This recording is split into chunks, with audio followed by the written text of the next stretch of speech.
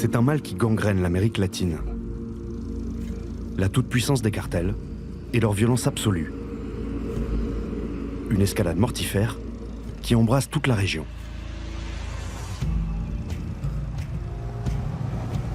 En Équateur, le taux d'homicide a explosé. Plus 800% en seulement 5 ans. Alors ici, comme dans la plupart des pays voisins, le gouvernement sort les muscles. On est avec la police équatorienne. Ils nous ont donné rendez-vous très tôt en nous expliquant qu'il allait avoir une mission aujourd'hui. On ne sait pas exactement quel est leur objectif, mais on va le découvrir. Il est 6 h du matin. Un groupe par ici, un autre par là. On va sécuriser cette zone avec les motos. Plus de 200 policiers sont mobilisés pour une perquisition à grande échelle, dans l'un des bidonvilles les plus dangereux du pays. Chaque maison est inspectée, chaque habitant considéré comme un suspect. Potentiellement de mèche avec les trafiquants. Police! Madame, ne faites rien, s'il vous plaît. Mais pourquoi? Je comprends rien. C'est pour sa sécurité et la mienne. Ne criez pas. Laissez-moi faire mon travail. C'est pas la peine de crier. Ma voix est comme ça, madame. Police! Les mains en l'air. Allez! Montrez-moi vos papiers. Depuis plusieurs semaines, les opérations coup de poing comme celle-ci sont quasi quotidiennes en Équateur. Qu'est-ce que vous cherchez? Des personnes pouvant détenir des armes, de la drogue, des véhicules volés, des objets volés. La façon de procéder semble assez dure. C'est parce qu'il faut être dur contre ce genre de crime? Oui, on ne peut faire confiance à personne quand il s'agit de narcotrafic. Vous comprenez pourquoi la police est ici? Nous savons ce qui se passe entre le gouvernement et les gangs. Mais c'est bizarre. Je n'ai rien fait. Des interpellations musclées en réponse à la vague de violence sans précédent qui s'abat sur le pays depuis le 7 janvier dernier. Où est José Adolfo Macias alias Fito, l'homme le plus recherché d'Équateur et même le plus recherché d'Amérique latine? Fito, le chef du gang le plus puissant du pays, vient tout juste de s'évader de prison. L'événement plonge l'Équateur dans une guerre totale entre les narcotrafiquants et le gouvernement. Nous nous sommes réveillés en état de choc, dans un pays en ébullition, face à l'anarchie qui règne après la série d'attaques. Des mutineries enregistrées dans 6 prisons du pays. À Azuay, les détenus contrôlent toujours la prison, où ils retiennent en otage 49 agents et 12 membres du personnel de la cuisine. Mutinerie simultanée dans plusieurs prisons. Scène de chaos dans les rues. Ne tirez pas, ne tirez pas! Université attaquée.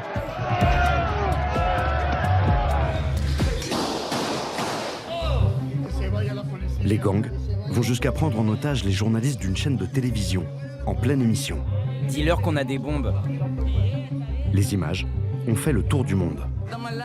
On est en direct, pour qu'ils comprennent qu'on ne déconne pas avec la mafia. Face au chaos, le président équatorien déclare l'état d'urgence. Le temps où les condamnés pour narcotrafic, assassinat ou pour crime organisé dictés au gouvernement quoi faire est révolu. Nous ne négocierons pas avec des terroristes et nous ne lâcherons pas jusqu'à ce que la paix soit rétablie pour tous les Équatoriens.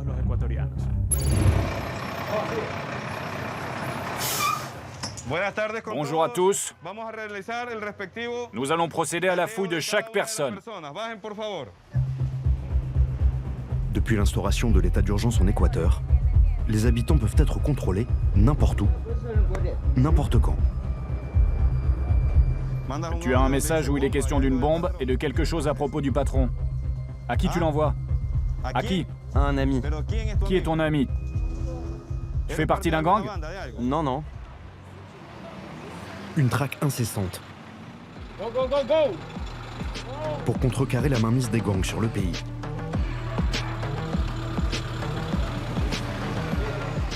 Regardez les personnes qui sont devant. Allez, allez, allez. Il est en train de se barrer. Arrête-toi! Arrête-toi! Mais rien, c'est rien. Donne-moi ça. Qu'est-ce qu'il a? Rien. C'est pour ma consommation perso. Ah ouais, tu voulais consommer. Combien de sachets tu consommes? Baisse la tête. À qui tu vends ça? Regardez. 2, 4, 5. Regardez dans les égouts et dans les compteurs d'eau. Ils s'en servent comme cachette. Qu'est-ce qui se passe? C'est de la drogue. Ils vendent de la drogue ici. Ce sont des micro-trafiquants. Ils tiennent le pays comme ça. Tais-toi et baisse la tête. Baisse la tête, face au sol. Face à une situation devenue incontrôlable, l'Équateur, comme de plus en plus de pays voisins, fait le choix du tout sécuritaire. Une politique inspirée d'un homme, le président du Salvador, Nayib Bukele. Le chef d'État qui a réussi à mettre fin au règne des gangs dans son pays. À l'heure où la violence se propage partout sur le continent, il est devenu l'exemple à suivre en Amérique latine. Même si cela fera du mal à certains, je vais adopter le modèle Bukele. En suivant la méthode de la mano dura de Bukele, la présidente du Honduras a déclaré la guerre aux gangs dans son pays. Le Pérou pourrait adopter les méthodes du Salvador et de son président Nayib Bukele. La méthode Bukele, elle fait des émules en Amérique latine dans la mesure où elle est une réussite. La capitale du pays, San Salvador, était la capitale du meurtre à l'échelle mondiale. Le pays était le pays le plus violent quasiment de la planète pour un pays en paix. Et donc quand Nayib Bukele arrive au pouvoir, il fait face à cela, à un pays qui est littéralement gangréné par la violence. Ce samedi a été déclaré comme la journée la plus violente de l'histoire. Et en l'espace d'un mandat, on passe de taux d'homicide record à l'échelle planétaire à des taux d'homicide qui positionnent le Salvador comme le moins violent en Amérique latine. Une baisse de 93% du taux d'homicide dans le pays. Du jamais vu. Une prouesse qui lui vaut cette année d'être réélu pour un second mandat avec un score hallucinant. 85% des voix. Des chiffres qui donnent le tournis. On va continuer à montrer au monde entier l'exemple du Salvador. Comment ce jeune président, issu d'une famille d'immigrés palestiniens devenus riches grâce au commerce, Je l'aime tellement, Bukele. est-il devenu si populaire? Et à quel prix pour la démocratie?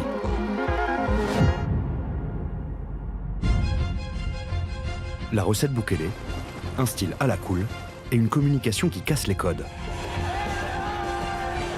Il arrive au palais présidentiel en jean et basket, il arrive à la tribune des Nations Unies, prend un selfie. Croyez-moi, les gens verront beaucoup plus ce selfie que le discours. Le côté novateur de Bukele, c'est vraiment la forme. C'est quelqu'un qui s'est intégré complètement aux techniques en fait, de son époque. Adepte des mises en scène XXL et du buzz permanent, il s'est autoproclamé le dictateur le plus cool du monde. Le dictateur le plus cool, c'est une manière de dire que vous m'accusez d'être un dictateur. Eh ben oui, très bien, je suis un dictateur, très bien, mais je m'en fiche. Bukele, c'est avant tout une poigne de fer. Dans son arsenal, des arrestations massives et une méga prison bâtie sur mesure pour les Maras, ces gangs qui contrôlaient le pays. Ils ne sortiront jamais et ils paieront pour le sang des innocents qu'ils ont versé. Une méthode radicale et qui séduit. Mais dans un Salvador libéré des Maras, tout va bien? Oui, grâce à Dieu et au président Nayib Bukele. Nous avons aussi rencontré des citoyens inquiets de la tournure autoritaire prise par le régime. Nous avons été victimes des gangs et maintenant nous sommes victimes du gouvernement. Arrestation arbitraire. On est plein dans la police, à savoir qu'il y a beaucoup d'innocents en détention. Vraiment beaucoup. Procès collectif et expéditif. Il est désormais possible de juger jusqu'à 900 détenus au cours du même procès. Avalanche de détenus morts en prison.